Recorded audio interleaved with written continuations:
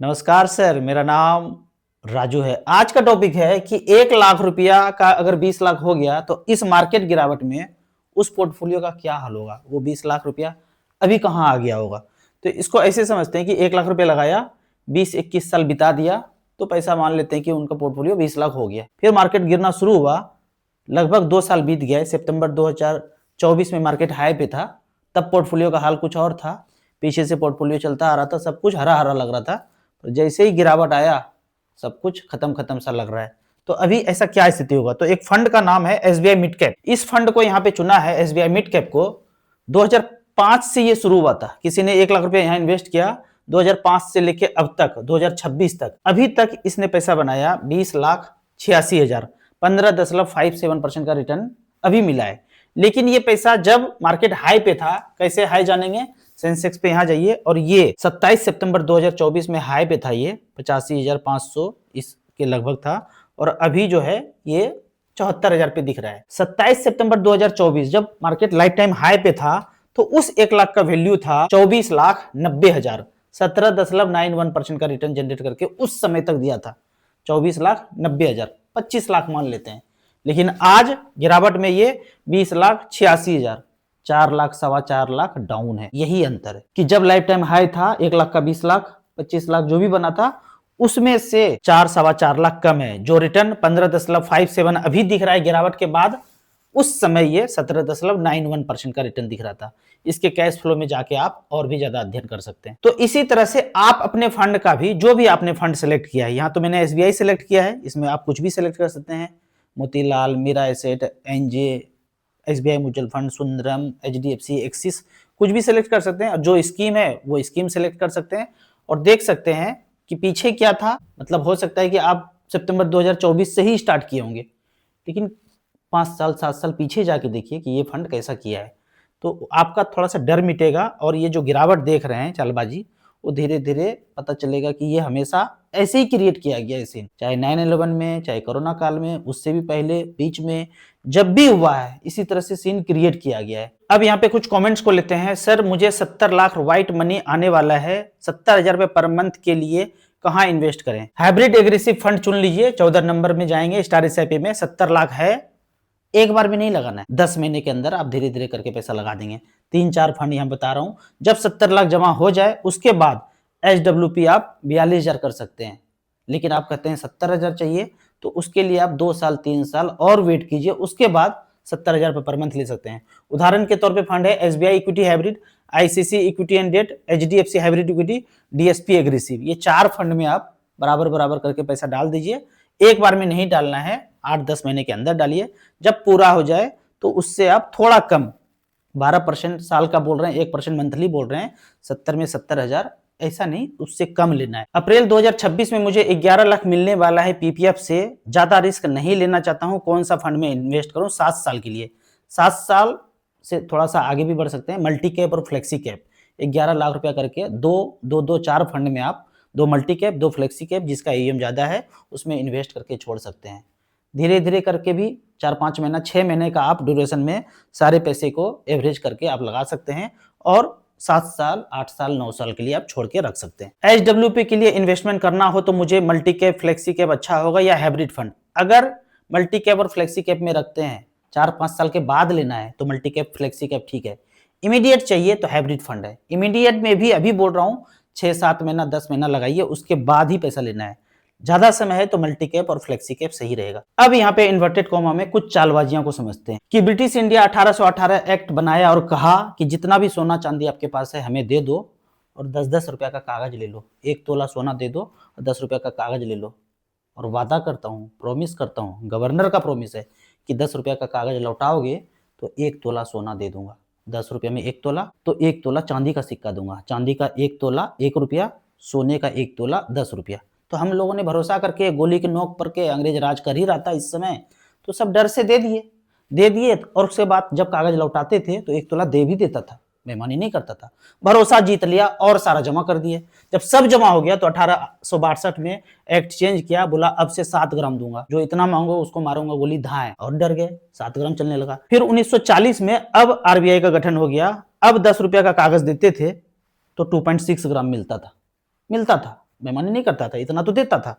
फिर 66 में जब हम बोल दिए आजाद हो गए, 15 अगस्त जिंदाबाद, 26 जनवरी जिंदाबाद, घर घर झंडा फहराएंगे, ऐसे वाला जब होने लगा सब जगह, तो बोला थोड़ा सा और बेईमानी कर सकते हैं, ये लोग तो देशभक्ति में घुस गया है, थोड़ा सा बेईमानी और कर सकते हैं।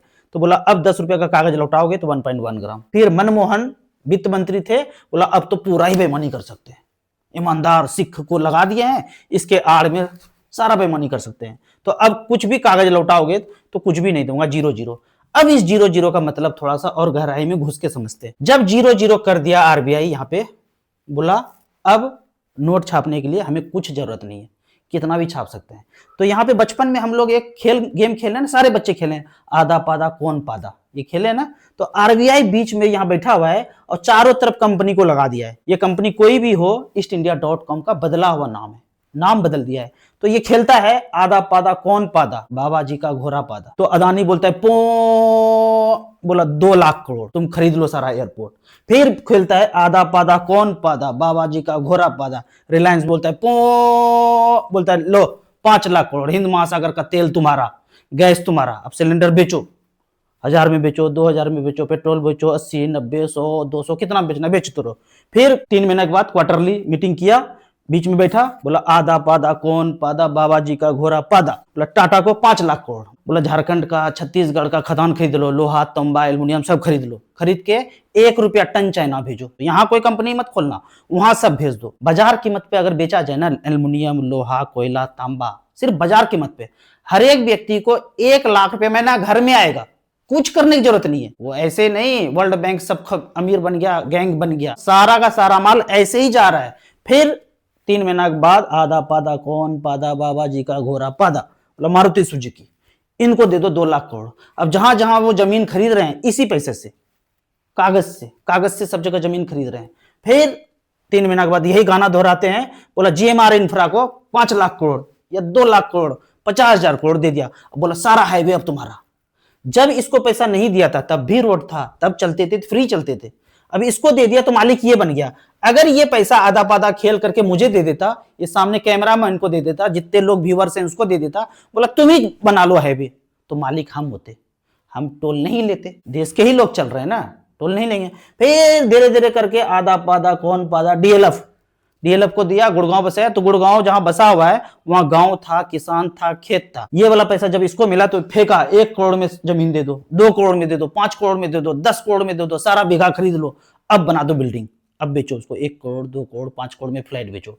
अगर ये इसको ना दिया होता ऐसे ही छाप करके और किसान को ही दिया होता, वहीं के लोग के गांव के ऑनर को ही पैसा दिया होता, वही बिल्डिंग बनाता, तो आज अमीर कौन होता? गांव के लोग होते, शहर के लोग होते, भारत के लोग होते।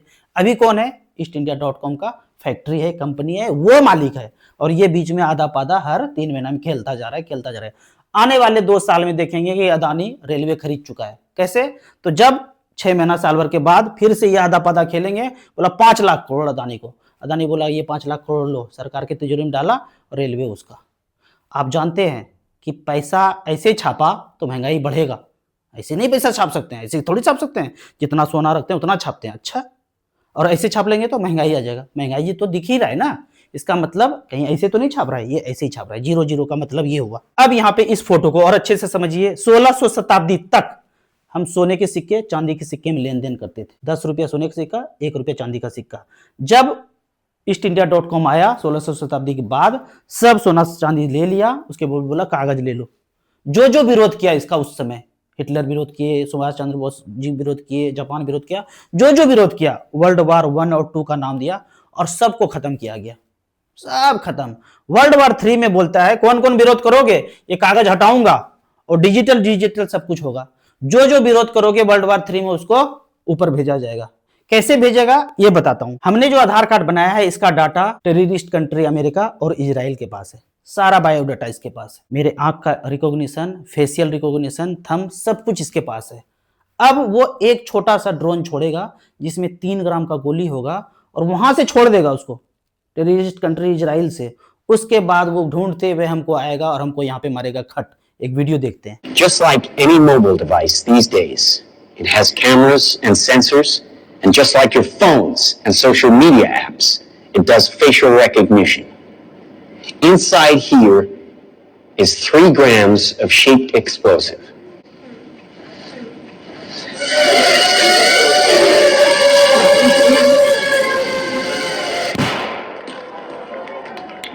Did you see that?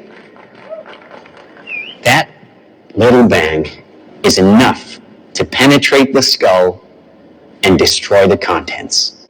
Watch. A $25 million order now buys this. Enough to kill half a city. The bad half. Nuclear is obsolete. Take out your entire enemy, virtually risk-free. Just characterize him, release the swarm, and rest easy.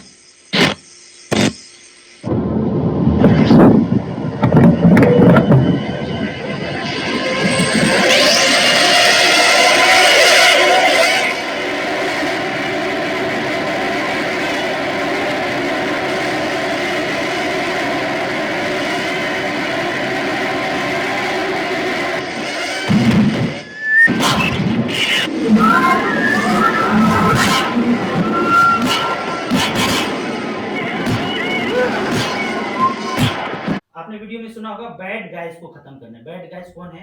ईस्टइंडिया.com Mogambo की नजर में हम लोग, आप लोग जो सत्य को जानते हैं और सत्य को उजागर करते हैं, जैसे सुभाष चंद्र बोस जी, भगत सिंह जी, ये लोग बैड गाइस थे उनके नजर में। वीडियो यहाँ तक अच्छा लगा है तो डाउनलोड कीजिए, क्लिप काटिए और लोगों को ग्रुप में शेयर कीजिए। Thank you.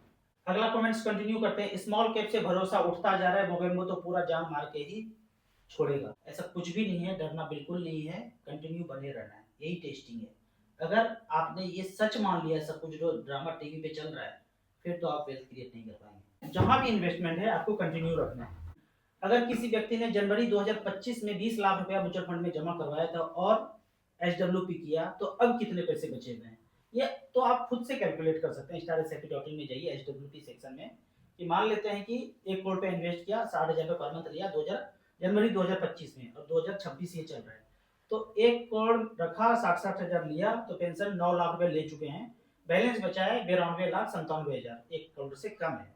लेकिन दोनों मिला के जोड़ेंगे तो 1 करोड़ 1 लाख है। मार्केट गिरा है तो गिरेगा ही गिरेगा, बढ़ने के बाद ही वेल्थ क्रिएट हो सकता है। आप कितना भी परम्यूटेशन कॉम्बिनेशन ले आएंगे, गिरावट में मार्केट गिरेगा तो पैसा सब कुछ गिरेगा, चाहे वो एचडब्ल्यूपी हो, वन टाइम हो, एसआईपी हो, इससे और भी कम हो सकता है। 10% और डाउन हो तो और हो सकता है। इसीलिए बोलते हैं कि आप 4-5 साल पहले इन्वेस्टेड रह जाइए, उसके बाद एचडब्ल्यूपी कीजिए। बहुत ही जरूरी है, फिर भी 10 महीने का एवरेज करके आप एचडब्ल्यूपी कीजिए।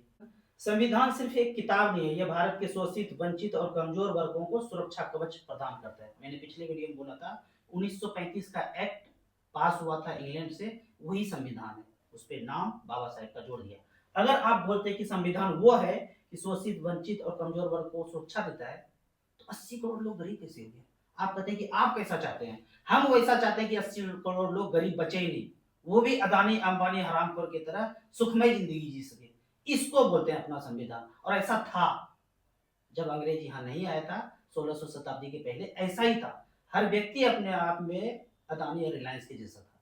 तो ये बकवास अंधभक्त के तरह मत करो कि मैंने जो बोला उसको काउंटर कर रहे हो। देखो, राह चलते देखो, पुल के नीचे जो गरीब आदमी है, जो बिना कपड़ों के ठंड में ठिठुर रहा है और बारिश में भीग रहा है, क्या उसके लिए वो संविधान कहाँ गया? वो संविधान है ही नहीं, ये 1935 का ही संविधान है, जिसके कारण वो पुल के नीचे खाली बदन वो बैठा हुआ है। और 80 करोड़ लोग गरीब हो गया, फिर 90 करोड़ होगा, 100 करोड़ होगा, आप होंगे, हम होंगे, सबको होना पड़ेगा, क्योंकि ये अपना है ही नहीं। उसी ने बनाया था, तो उसी के धर्रे पे सब कुछ चलता जा रहा है। मैंने दिसंबर 2024 में 1 लाख रुपया लगाया एसबीआई ब्लू चिप में, फिर दिसंबर 2025 में 1 लाख रुपया आया, कुल 2 लाख लगाया, 1,60,000 बचे हैं। दिसंबर 2026 में फिर डिपॉजिट करना है। क्या करना चाहिए? पहली बात कि आपने म्यूचुअल फंड नहीं लिया है, आपने इंश्योरेंस लिया है। म्यूचुअल फंड बोल करके आपको इंश्योरेंस चिपकाया गया है। हर साल जब पैसा जमा करते हैं तो वो उसको इंश्योरेंस बोलते हैं। SBI blue chip large cap बोल करके आपको इंश्योरेंस में दिया गया और हर साल आप पैसा वहां जमा कर रहे हैं। अगर लार्ज कैप है तो 1 साल या 2 साल में इतना ज्यादा नेगेटिव नहीं हुआ है, 5-6% का कम है या लगभग बराबर। एसबीआई लार्ज कैप 2024 से अब तक पिछले 2 साल में 1 लाख का वैल्यू 1,06,000 है, तो नेगेटिव नहीं है, 3% का प्लस ही है। तो इसका नाम है एसबीआई लार्ज कैप, जो म्यूचुअल फंड है। जो आपने एसबीआई ब्लू चिप का बात कर रहे हैं कि एक एक साल के बाद प्रीमियम दे रहे हैं, तीसरा प्रीमियम देना बाकी है, तो वो इंश्योरेंस है। फिर भी वो इंश्योरेंस है तो आपको तीसरा प्रीमियम देना है, उसके बाद पैसा नहीं देना है। 5 साल के बाद जो पैसा मिले उसको ले लेना है, और जो फर्दर पैसा आपका बचता है जिंदगी में उसका आप एसआईपी आप SBI small cap, SBI mid cap में कंटिन्यू कर सकते हैं। जो 1 लाख बचत होगा उसको इक्वल आप एसआईपी में कन्वर्ट कर सकते हैं। 3 साल के बाद यहाँ पैसा नहीं देना है। आपको इसी तरह म्यूचुअल फंड के बारे में और कुछ जानना है, इन्वेस्टमेंट के बारे में जानना है, तो इस नंबर पर मुझे व्हाट्सएप कर सकते हैं। आपने अभी तक एसआईपी शुरू नहीं किया है तो 1000 का एसआईपी आप SBI small cap, Nippon small cap, axis small cap, HDFC small cap से शुरू कर सकते हैं। जब समझ बढ़े फिर आप ज्यादा पैसा यहाँ पे इन्वेस्ट कर सकते हैं। आपको याद दिला दूं, मैं एक MP registered mutual fund distributor हूँ। आप इसी तरह से कमेंट सेक्शन में क्वेश्चन पूछते रहिए। वीडियो अच्छा लगे तो लाइक एंड शेयर जरूर करें। Thank you so much.